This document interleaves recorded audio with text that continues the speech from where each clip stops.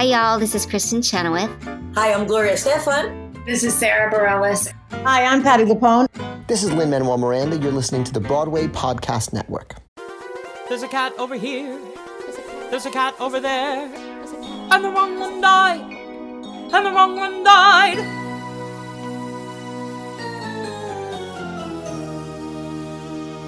Yes, we are good. Okay. All right. Welcome, everybody. Welcome to Live at BroadwayCon. This is The Wrong Cat Died, the podcast breaks down the catastrophe.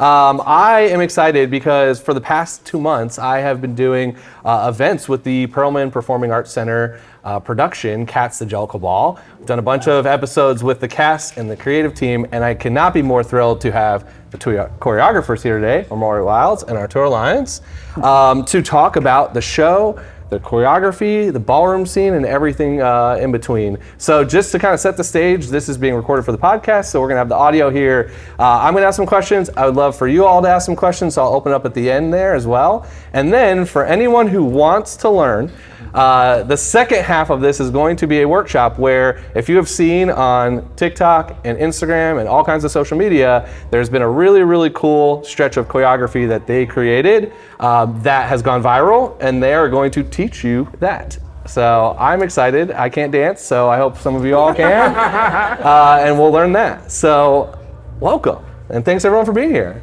Thank you guys for being here. Thank you for having us. Okay, I want to start with, I always love to ask people about their cat's history, but my first question is actually for both of you is, when you heard about this idea, when you heard the concept was brought to you and it was cats, what was your initial reaction, and how did you approach this? Well, when Bill came to me with Josie, who was the gender consultant, dramaturgic consultant as well too, when they brought this idea to me, at first I was shocked because I did not think that. Why would we want to? Why we would want to change it up? I am a Cats fan as well too, so I was like, why would we want to change it up? In what way could we even reimagine it? And then as a choreographer, as a dancer, I'm like, how am I going to make something that is so beautifully danced better? Right, or to even match to that. So it was really a shock. But then again, in the show, in the musical itself, it being a ball, that is what made sense. So it had to be called Cats, the Jellicle Ball, in order for us to really be able to focus the energy of that world into this one room, which would be the ball. Awesome. What about you? What was your first reaction when you heard about this? Shocked, because Omari called me and said, hey, we need another choreographer. You want to do it? And I'm like, hell yes. So, I mean, of course we all seen Cats before, but to put our own spin on it, it just got my brain going crazy. And like, how can we do this? This is gonna be fun. Yeah. So yeah. How much did you know about Cats? You said you're fans. Was it a show you'd seen a bunch, or was it you know Cats the way everybody knows Cats because it's been around for 40 plus years? Well, I haven't seen it live. I had a VHS. Okay, 1998 movie. Yeah.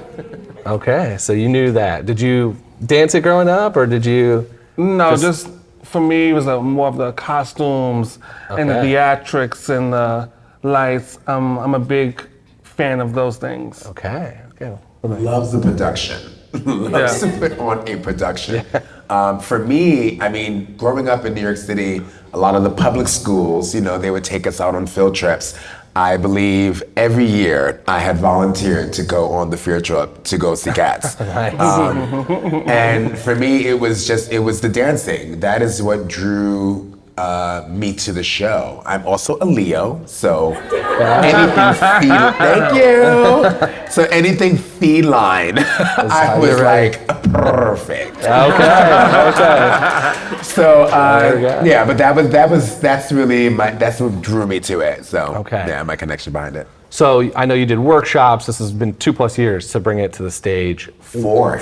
Oh, okay, 4+ years. I've been talking to y'all for 2+ years, so it's 4+ years of it. I love it. Where do you start with something like this? You obviously have source material that you're working on, and you have the idea. How do you what's the beginning of this idea to bring to life? Well, the first part was the characters. Each cat, what did that mean? And even the word cat. For us, we had to make it the metaphor that cat was the category. That is the persona, that is the energy that someone is coming from the everyday life that they live to then coming into this ball and walking that cat, being that category, embodying that category. So for us, it was taking the word cats and really making it make sense in this world and how it relates to each category in ballroom. And then finding the right category for each character as well too. That was the beginning of the storytelling and answering those questions. Okay. Anything to add? No. Perfect. No notes. Okay.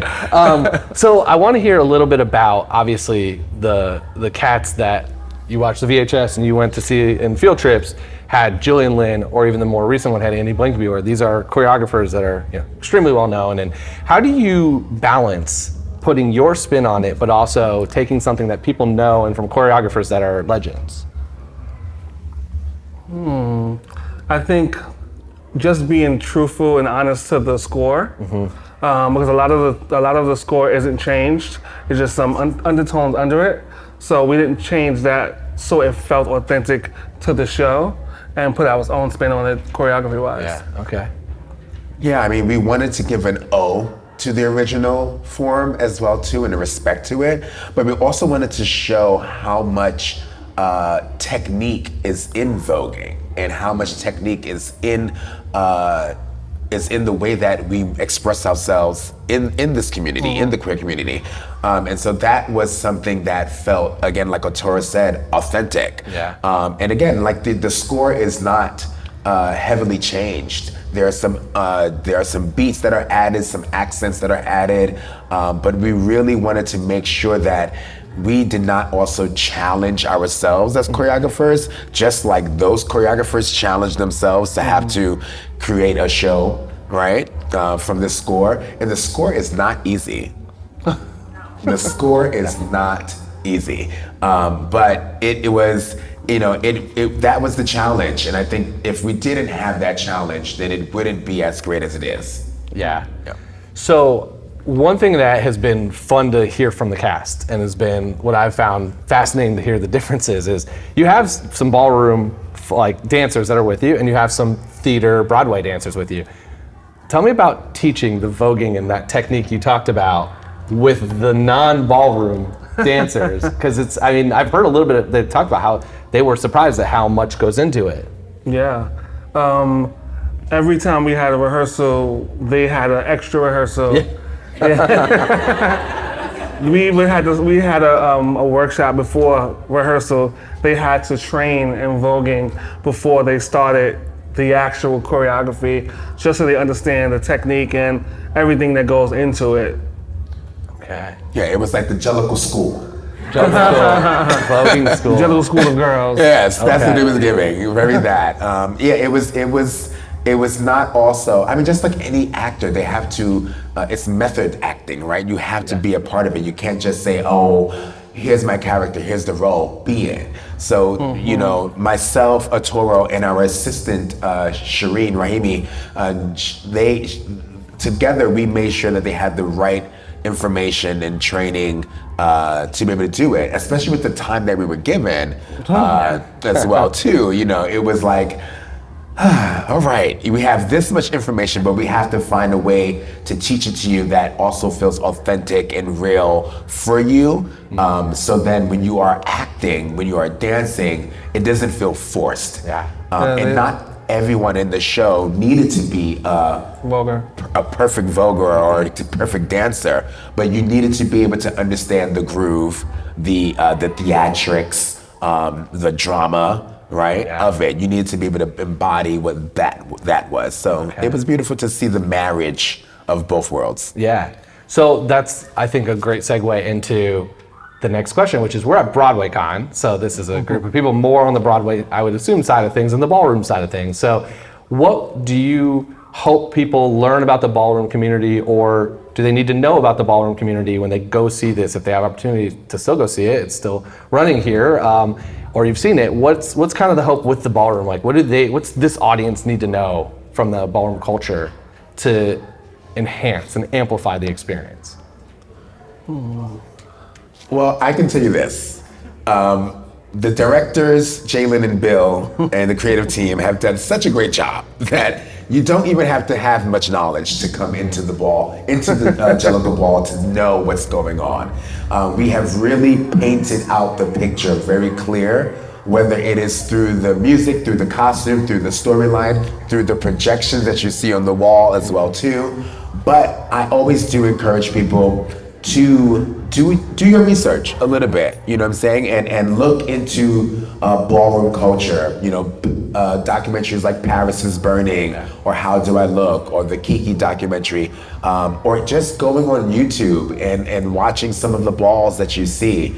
I think, again, you don't need a dictionary in front of you, but you need to be open to the feeling. You need to be open to how these actors really express themselves and how they're capturing ballroom.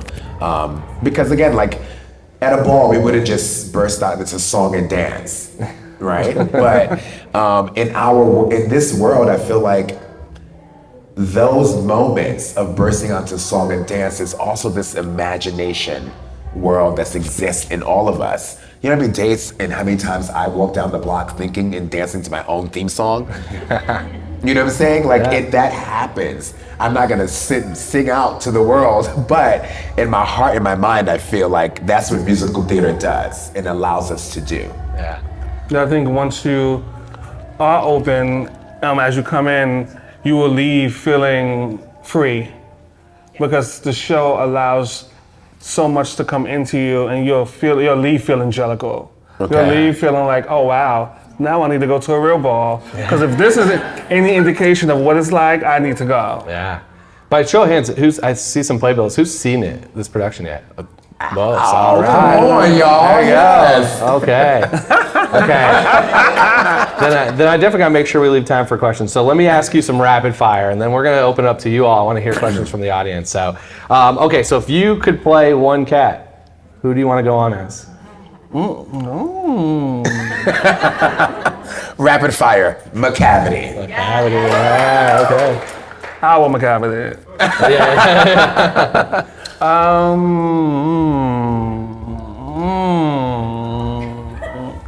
Oh my God, I don't know. Come on. Who would I want to go? No, sorry. Who's not helping?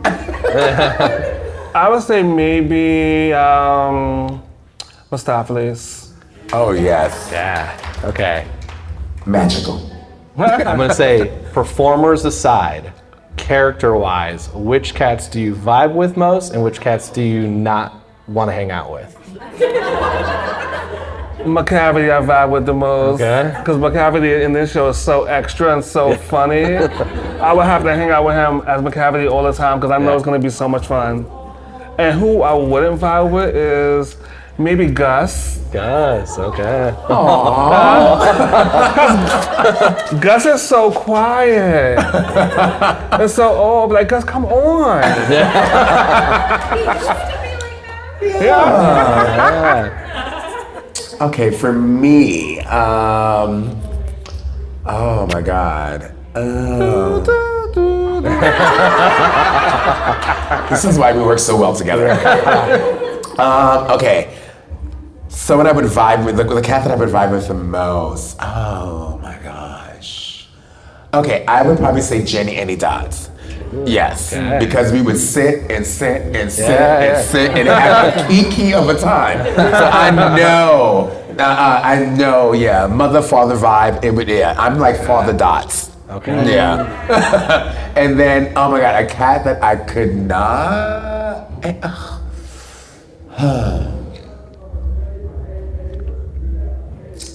Okay. See? It is kind of that's hard. hard, right? Okay, maybe a Cassandra. Oh, that's Maybe a Cassandra. That's a lot of energy. It's a lot of energy. I feel like we'll be battling each other all the time. Like, girl, no, I won. No, girl, you won. No, girl, I won. Right? It would be an all-day competition. I think, and then again, like I said, I'm a Leo. It wouldn't work. So you want to hang out with her mom, but not her? Yeah. Leave the children at home, darling. I can't. Jenny, Cassandra is doing too much for me. No, but I do love Cassandra's character and the way that their story expresses themselves coming up as a virgin voguer. Mm-hmm. But yeah, just outside of the Kiki, I would have to hang out with the mother. Okay. Emma's putting in work. If you see, she's everywhere in that. Favorite song? Let's tweak this to choreograph. Like, what was your favorite one to actually build your dance around?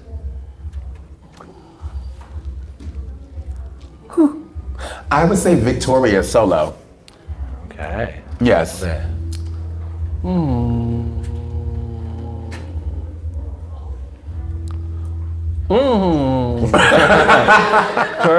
my God.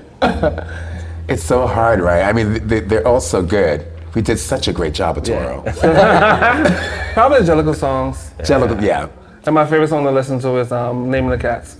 Okay. Oh, naming of cats. Addressing of cats. Yes. Okay. That's my favorite song. Okay. So, if you were going to join one of the houses of the cats, the House of Dots, House of He Cavities, already said he had died. who are you joining if you're joining one of the houses? I mean, I did say I'm Father Dots. Father Dots. Okay. House of Dots. Because if he had died, then I'm definitely not in that house. I'm with McCavity. You're McCavity? Yeah. If you, I know you have your own house in real life. If you were going to recruit a cat for your house, which cat are you recruiting He for? already did. See? Oh, yeah. Okay. He recruit a couple of cats. I have done my recruiting over the time. It's only right. So yes, I have recruited a couple of cats. Okay. But I can't reveal them because they haven't debuted yet. Oh, okay. When did that happen? Yeah. When is that happening? I mean, they have this show going on. I've been asking the same thing, like, when are you coming out? Yeah. But the show just keeps getting extended, so I have to keep extending their debut. Yeah. It's like, oh my God. But no, I do. But I will say this, and you would have to guess, but there are 3 cats that have been recruited within the House of Orici. And then there is 1 cat, the DJ, actually, Capital Chaos. He is in the House of Orici and is one of the music engineers within the House of Orici. So he's already one of my children, but there are 3 that I have been able to recruit. Follow on social media and we'll see him eventually. Who are you recruiting? I don't know. Omari already snatched everybody. Yeah. Sure. Okay. Omari recruited everybody. No, I didn't. I got. They're all so good. Trust me, guys. Omari said, "Hey, you want to be in a retreat?" Yeah. He's probably gonna say this to some of you guys here tonight. Yeah. I'm watching. Yeah. That's what the workshop's about. Yes. It's the audition. It's actually an audition. It's an audition. Okay. Before we open audience questions, my thesis for this podcast has been I don't think Grisbell is the right Jellicle choice. So I think your production has made that argument a lot harder. But I want to ask you, if you are making a Jellicle choice, who are you picking and why?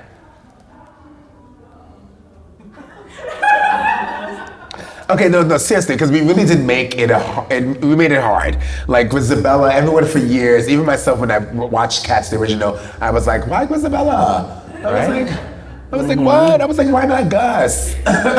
Yes. He's been around for so long. Yes. I was like, what happened? But in this version, you see the reason why Grisabella deserves to be that choice. Who's your choice? But who's my choice? He said Gus. He didn't just say said Gus. Gus. Yeah, he said Gus. No, he didn't say Gus. I did say Gus. That wasn't that. You are a liar. I said Gus. You said. I'm putting Gus on the tracker. Gus is getting the vote on the tracker. All right, so your answer is Gus? My answer is Gus, and I'm sticking with it. There you go. So originally when we had our conversation, we always said Mistopheles, but I'm thinking now Monkestrap. Monkestrap does work in your show. Monkestrap deserves to go. I love it. Yeah. Okay. Okay. Let's open up to some audience questions. Just raise your hand if you. Thank you so much for coming. I was just curious, what did you feel like this version's choreography needed to be in terms of its relationship to the source material to have the thesis you were going for? Because it would make sense if you just wanted to make an entirely new point, because the thesis is, yes, it's about individuality, but it's about a very particular kind of it. But it also would make sense if you wanted to use an existing platform of a franchise people were aware of already. So how did you combine them? How did you make this your own while connecting back to the source, to quote unquote the source material? Well, when I look back at the choreography, original choreography, there's so much hip gyration going on.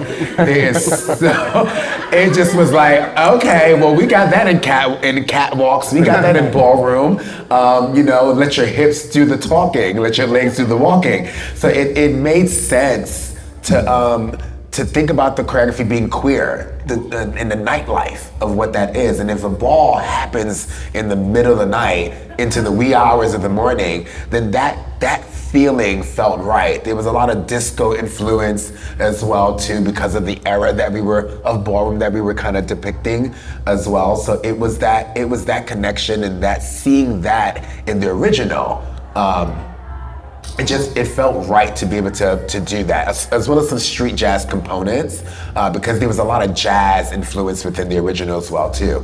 So I think that was the way that we interpret how we can bring both worlds together and still not stray far away, but to make it hit at home still and feel at home. Yeah, I think, I think, like I was saying, trying to stay as original to the score as possible. So when we do add voguing to the score, it's not so far-fetched to be like, well, what is this? Is this new? Is this cats or dogs? Yeah.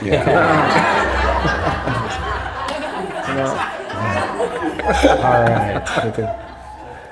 So one of the things I love the most about this production of Cats were not just your choreography, but the costumes by Queen Jean.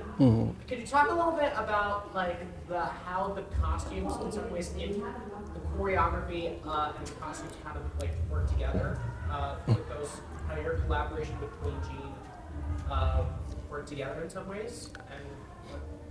Like Omari was saying, when we came up with the categories for each particular character, we had mood boards, and Queen and her team created what she thought the character would represent fashion-wise for the category. And then once we had the choreography, we had to go back and be like, Queen, this is not gonna work. She cannot spin and dip with a 6-inch wig. Yeah. Yeah, it was definitely having to constantly go back to the mood board and see what worked, what couldn't work, or what we needed to add to it to make it work. But I think that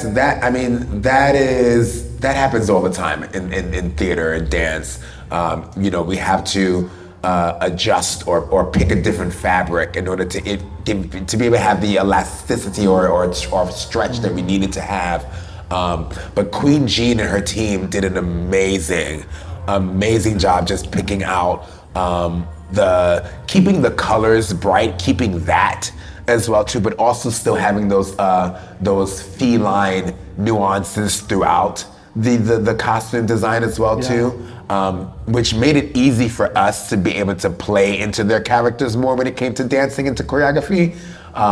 She really was able to just build their persona, which then we were able to then add to movement to that. So you see Jenny Any Dots in the beginning is in a full dress, polka dot dress. There's not much that we can do movement-wise with the legs, but we knew that arm choreography would then need to be accentuated. But then when Jenny Any Dots changed into that pants polka dot suit, it's like, okay, now we can kick your legs up, right? So it definitely was, it was a beautiful way of just looking back. But there was lots of conversation between both teams as well to just make sure that what they needed to do and what they needed to wear was right. Yeah.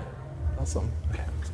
Hi. Hey. So nice to meet you. We were at the Jellicle Ball on Thursday, and it was just mind-blowing. She said it was one of the best shows she's ever seen, and we see a lot. Oh. So thank you for your magic and, bringing this out. Can you both share your story and how you even got into dance and choreographing and, how, your journey for people that want to do this and that don't even know how to start?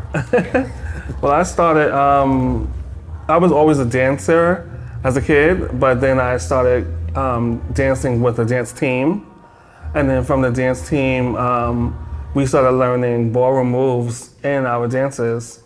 And then from the dance team, I went from dancing like hip hop and dance hall and all that stuff to ballroom and learning how to vogue and all that stuff. But once I got solidified and I understood the voguing part, I started choreographing, and then I started choreographing Vogue. Yeah. I come from a family, I'm originally from West Africa, from Senegal, and my family's background, Marie Bassoise and Lucas Wiles are known choreographers in the African dance community. So as a kid, I grew up around a community of dancers and choreographers, artists.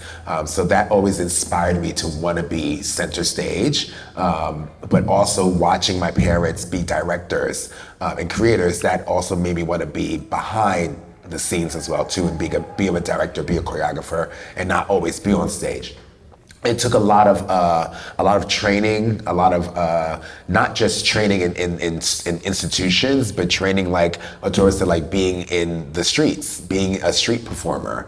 That allowed me to think quick on my feet about choreography, about movements, about how I interact with a crowd.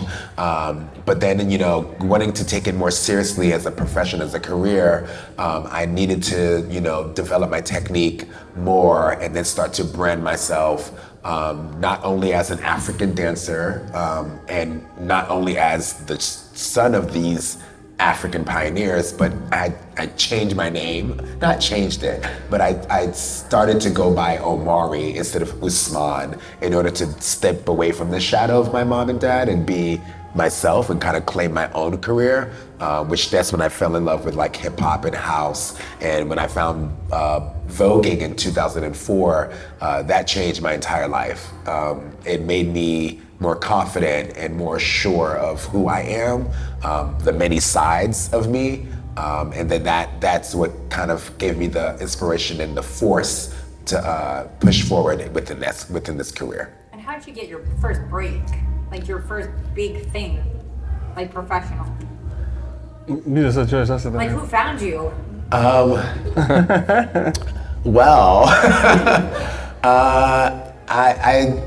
oh my God. Well, I had a couple of breaks. It was hard. Like yesterday we did a panel and I was trying to figure out like how to express that. But I feel like my first really big break was a mistake. They were looking for my mom, but I was substituting my mom's class. And the director who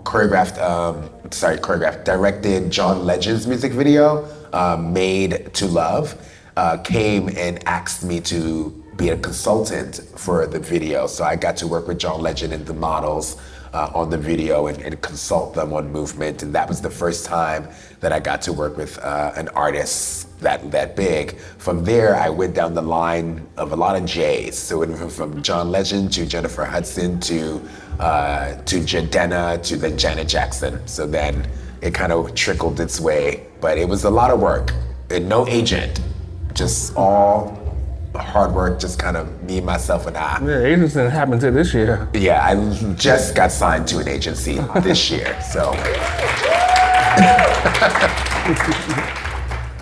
So it can be done.